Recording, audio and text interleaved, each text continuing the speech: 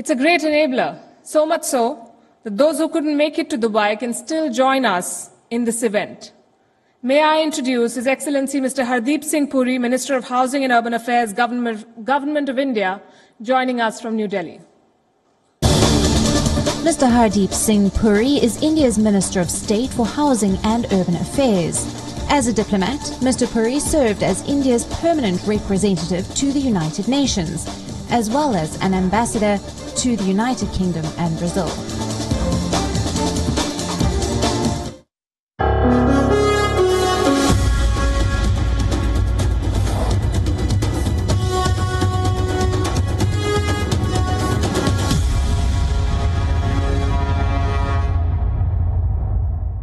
My greetings to the participants of the WION Global Summit. India, South Asia, urbanization, these are all today interlinked in terms of the challenges of development. When the United Nations adopted the 2030 Agenda or the Sustainable Development Goals, it was clear that the success of the Sustainable Development Goals would be anchored in India's ability to meet the targets set out in the 2030 Agenda. The West has tended to describe India as a reluctant urbanizer because India's rate of urbanization has been, on an average, somewhat less than the global average. I am not, however, sure if this characterization of India being a reluctant urbanizer takes into account some of the special features of India, which I think are in many respects sui generis. India's urban population in 1947 was approximately 17%. According to the 2011 census, which is the last that we have, India's urban population was around 31%. We are today working against a target of 600 million people who are likely to be inhabiting our urban space by the year 2030.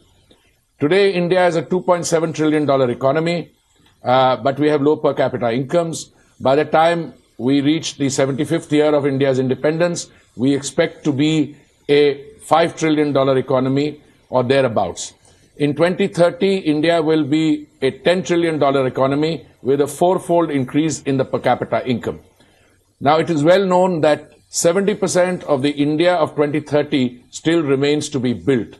Therefore, we are under the present pace undertaking the building of something like 700 to 900 million square meters of urban space every year, which is approximately equivalent to one Chicago that we have to build every year.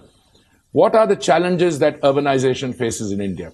Clearly, the most important challenge is to build and prepare for the very vigorous and robust urbanization which is taking place autonomously. India is the world's largest democracy.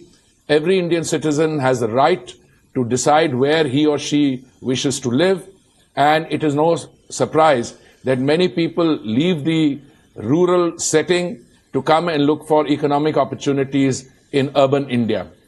Already the cities provide and account for something like 65% of our GDP, 90% of our tax returns, with the contribution of agriculture to the GDP declining over the years. It is absolutely imperative that we prepare the basis on which the cities will be able to house its citizens and give them an ease of living and ease of comfort. This requires several steps which have already been initiated, and I should say, and I should repeat, that the government of Prime Minister Modi in May 2014 embraced urbanization as a win-win. And it is the first time in the history of India when urbanization is receiving priority attention through several programmatic interventions of the Prime Minister's, through the Prime Minister's flagship programs. The Pradhan Mantri Awas Yojana, or the Affordable Housing Scheme, as it is popularly referred to,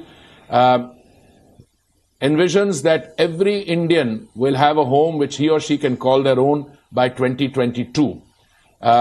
We did an assessment when the Pradhan Mantri Awas Yojana started in June 2015, and the estimate was that we would be required to build something like 10 million additional dwelling units. Each dwelling unit or home would be a pakka structure with a modern kitchen, toilet, and all other modern amenities. As against the 10 million or so units that have to be built by the time the scheme gets completed in 2022, I'm very happy to inform you that we have already sanctioned 7.3 million. Out of these, 3.8 million have already been grounded and 1.5 million handed over. It is very well known that 40% or so of the cost of an apartment invariably is covered by the cost of land. This scheme, the Pradhan Mantri Awas Yojana, is unique. It is being implemented through 4 verticals, and the government is providing the land for the affordable housing in partnership, and it's also providing various other facilities.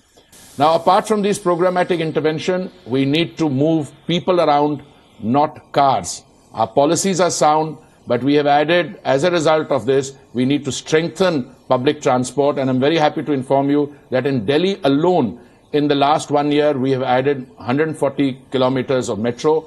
Delhi Metro today is the 3rd largest in the world, with a total coverage of something like 350 kilometers and an average ridership of 30 lakhs per day. Other South Asian cities, the bigger ones, have problems and challenges which are very similar to those of India and our urban cities. I'm very happy to find that many of these programmatic interventions are now being looked at. The flagship programs are being studied. I know that a neighboring country wants to emulate and operationalize the Swachh Bharat or the clean sanitation campaign. I am frequently in discussions with my counterpart ministers in South Asia, and through a process of information sharing, through a process of sharing of technical know-how, etc. We are in the process of all of us pooling our knowledge and experience so as to implement the 2030 agenda or the Sustainable Development Goals. I think the biggest challenge for urbanization, not only in South Asia, but I think in other parts of the world, is to ensure that we undertake a robust process of building and rebuilding, but anchored in green and resilient technologies. In other words, we have to meet the targets and we have to meet the demands and challenges of urbanization, but we have to do it in a sustainable manner, in an ecologically friendly manner, so that the succeeding generations do not have to face the kind of problems that our generation is currently facing. By and large, large cities grew up without much planning. We now have to ensure that those of us who missed out on the planned aspects of urbanization, that we hand over to our succeeding generations a planned urban landscape, which means providing the correct amount and judicial quantities of water, sanitation, waste treatment, etc. And I'm very happy that the buildings that we have been making now respond to those requirements. We are also undertaking in the next few days a completion of the Global Technology Housing Challenge, in which we have invited economic entities, architects, builders, and other construction companies from around the world to come and participate in a competitive challenge. And then in 6 different geoclimatic zones, 1,000 units, 6 of these will be set up through a process of competition to provide a lighthouse effect.